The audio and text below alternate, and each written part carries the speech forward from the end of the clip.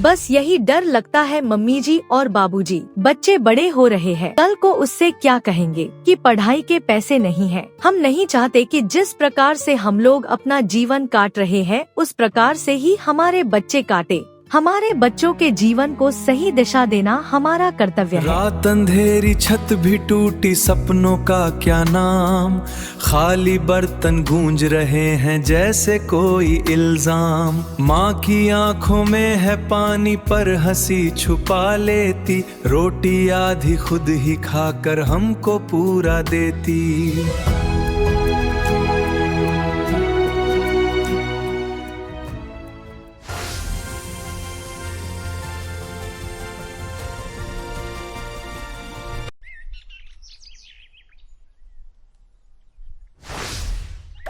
ऐसा बोला जाता है गरीबी सबसे बड़ी बीमारी है।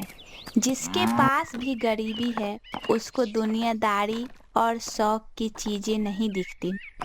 लेकिन ये कहानी उस परिवार की है जिसके पास भले ही पैसे नहीं थे मगर वो दिल का बहुत अमीर था और उनके दिल सुकून से भरा हुआ था। बस यही डर लगता है मम्मी जी और बाबूजी। बच्चे बड़े हो रहे हैं, कल को उससे क्या कहेंगे कि पढ़ाई के पैसे नहीं हैं। हम नहीं चाहते कि जिस प्रकार से हम लोग अपना जीवन काट रहे हैं उस प्रकार से ही हमारे बच्चे काटे। हमारे बच्चों के जीवन को सही दिशा देना हमारा कर्तव्य है।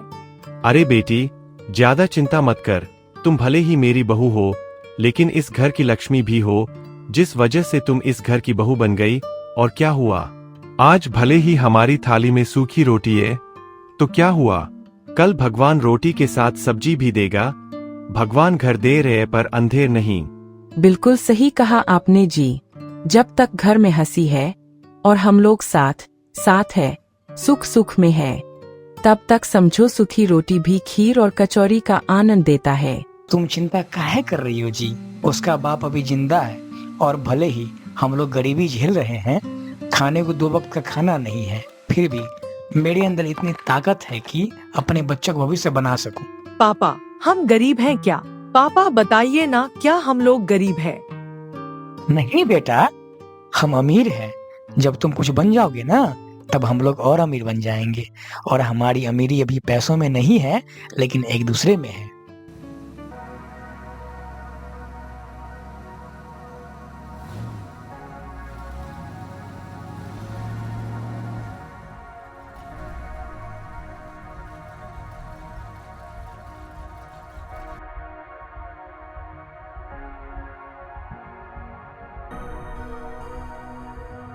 लेकिन हर घर की खुशियों को किसी की नज़र लग ही जाती है और उस दिन नज़र बनकर आया अपना ही एक रिश्तेदार।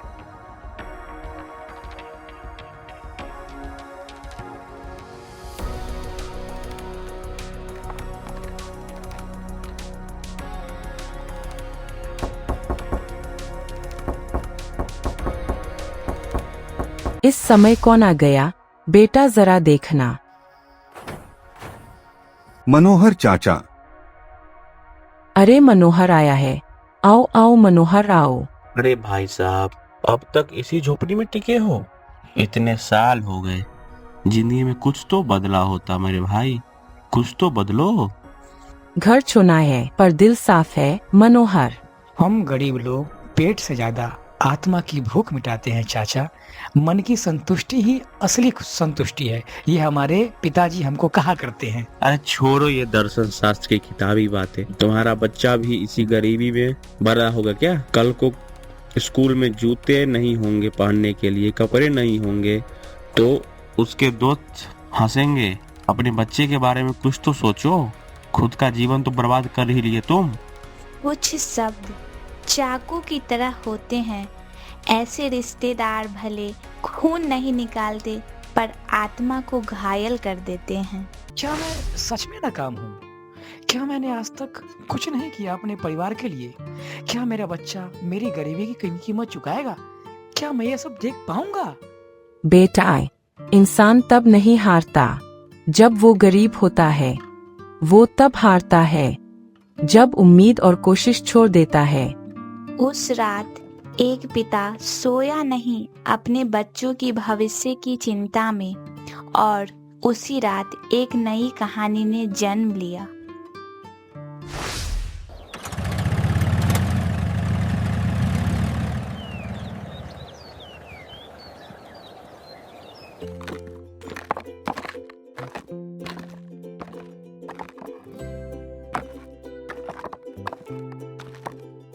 कभी कभी जिंदगी रास्ते में नहीं कूड़े में पड़ी होती है, बस देखने का नजरिया होना चाहिए।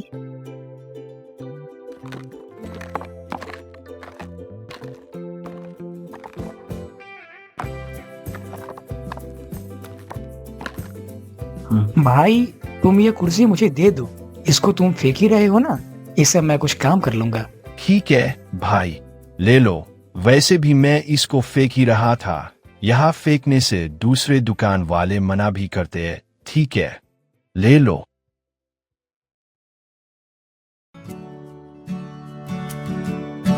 रास्ते पे पड़ी एक नई सी उम्मीद जागी, इस टूटी कुर्सी में इतनी मेहनत मुझे मंजिल क्यों कर रहे हैं भागी, हाथों आप? की लकीरों से अगर अब कोई किस्मत इसे लिखनी खरीदे ही है। नहीं तो?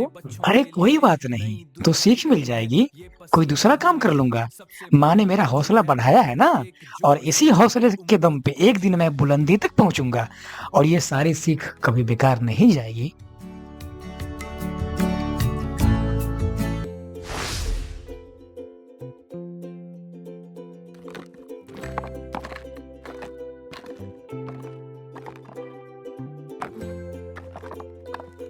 बाय।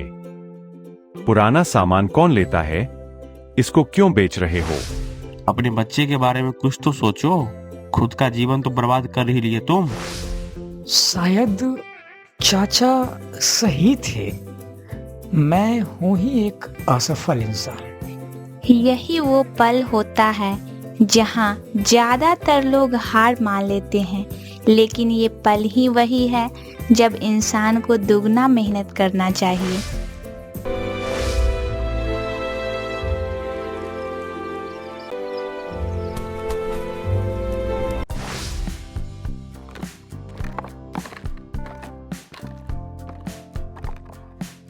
बेटा, मेरे पास ज्यादा पैसे नहीं है। लगभग पैसे दवाई में खर्च हो गए। ये मुझे चाहिए, कितना में दोगे? मेरे पास भी नहीं थे काका, इसलिए मैंने ये काम शुरू किया। फिर भी आप मेरे पिता समान हैं और आपको मैं नाराज नहीं करूंगा। आप ले जाइए कुर्सी, जितना भी हो हमको दे दीजिए। कुर्सी बिकती है, परंतु बहुत कम पैसे में। आज पहली बार भले छोटा ही हो, लेकिन सफलता का एहसास हो रहा है। आज मेरे हाथों की मत लगी है, हे भगवान। रास्ते पे पड़ी एक नई सी उम्मीद जागी, इस टूटी कुर्सी में मुझे मंजिल भागी, हाथों की लकीरों से अब किस्मत लिखनी है, अपने बच्चों के लिए नई दुनिया दिखनी है। ये पसीना ही मेरी सबसे बड़ी पूंजी है, हर एक जोड़ से कल की उम्मीद गूंजी है। अमीर बनने की कहानी तेज नहीं होती, वो रोज एक छोटे छोटे प्रयासों से होकर गुजरती है। धीरे धीरे अपने व्यापार को बड़ा करता है एक पिता, सिर्फ अपने बेटे के लिए।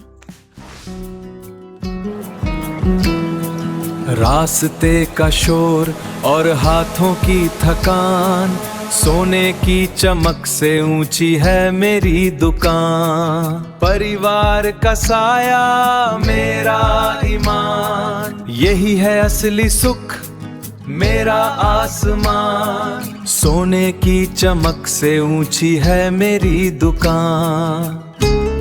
अगर ये काम चला ना, तो मेरे बेटे को कभी ताने सुनने नहीं पड़ेंगे। मेरा बेटा भी किसी घृणा का पात्र नहीं होगा। उसके भी स्कूल में अच्छे और बहुत अच्छे दोस्त बनेंगे, जो कि अभी तक उसके दोस्त नहीं थे।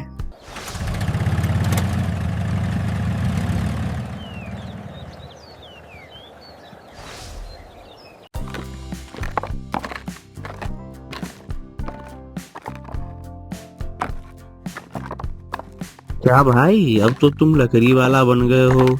नहीं चाचा, अब अपने हाथों और खुद पर भरोसा करने वाला बन गया हूँ और आजकल मैं सच्चे दिल से मेहनत करता हूँ और ऐसा माना जाता है कि सच्चे दिल से मेहनत करने के बाद भगवान भी सच्चे दिल से इच्छा पूर्ति करता है।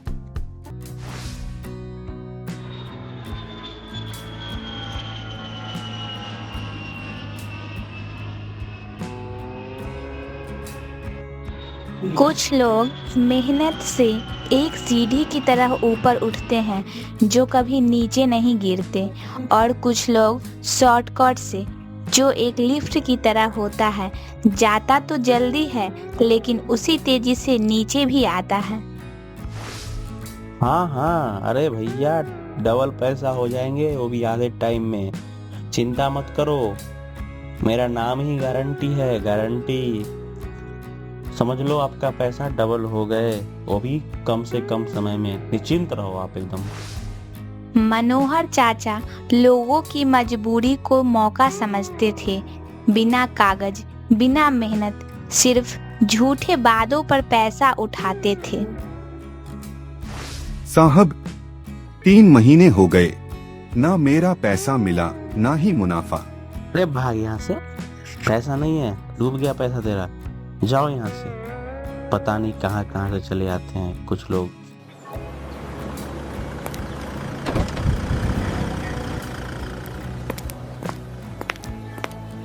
जब लालच हद से बढ़ जाता है तो एक न एक दिन सच के हथकड़ी में आ ही जाता है।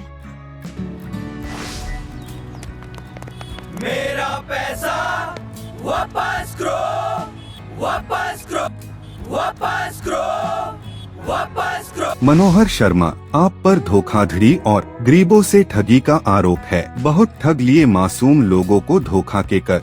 वापस करो, वापस करो। नहीं सर, मैं तो बस सॉरी सर, माफ कर दीजिए साहब, गलती नहीं होगा, आप प्लीज माफ कर दीजिए साहब। अब जेल चलो, बहुत लुटे हो, तुम्हारा ऑफिस सील होगा और तुम रहोगे जेल में जब तक तुम्हारा सजा पूरा नहीं होता। क्या शान थी, क्या महल बनाया था, सोने के लिबासों में फरेब सजाया था। आसमां को छूने की हसरत थी, नसीब में लिखी ये जिल्लत थी। टूटी दीवारें, टूटा गुराब।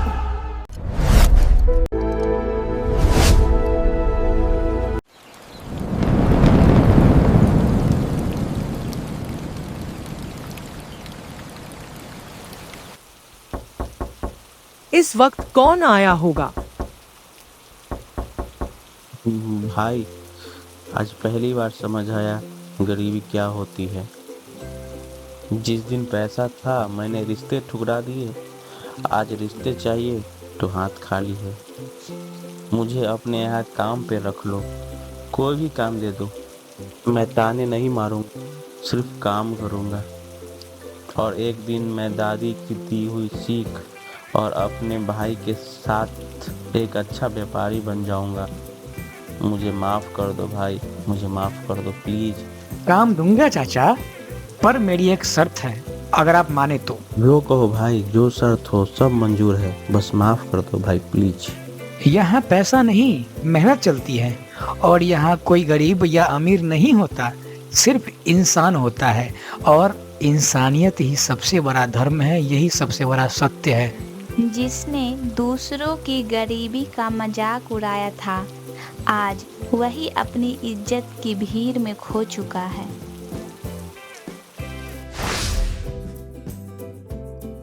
पापा, ये चाचा अब हमारे यहाँ क्यों काम कर रहे हैं?